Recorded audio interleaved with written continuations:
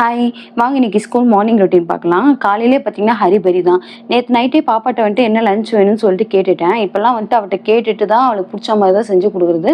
Tiffin பாக்ஸும் எம்டியாக வருது. முன்னெல்லாம் பார்த்தீங்கன்னா நான் வந்துட்டு லாஸ்ட் இயர்லாம் வந்துட்டு ஒரு டைம் டேபிள் போட்டு வச்சுருப்பேன். என்னென்ன டேக்கு என்னென்ன லஞ்சு ஸ்நாக்ஸு பொரியல் அப்படின்னு சொல்லிட்டு.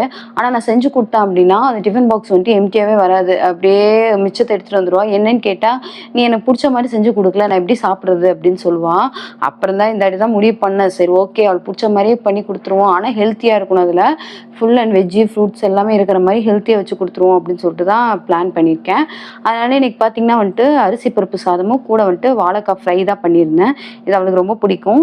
கூட ஸ்நாக்ஸ்க்கு பார்த்தீங்கன்னா கார்னும் அது கூட வந்துட்டு பொம்மை கிரானைட்டும் ரெண்டுமே மிக்ஸ் பண்ணி கொடுத்துட்டேன். சரி அவள் ரெண்டுமே சாப்பிட்டுப்பா, ஃப்ரூட்ஸாகவும் இருக்கட்டும். கார்ன் கேட்டிருந்தா, கொஞ்சம் ஃப்ரூட்ஸ் எடுத்துக்கணும்னு சொல்லி கொடுத்துருந்தேன். அவங்க 2 பேருமே கிளப்பி விட்டு அவங்க அப்பா தான் மார்னிங்கே வந்துட்டு கூட்டிகிட்டு போயிட்டாங்க.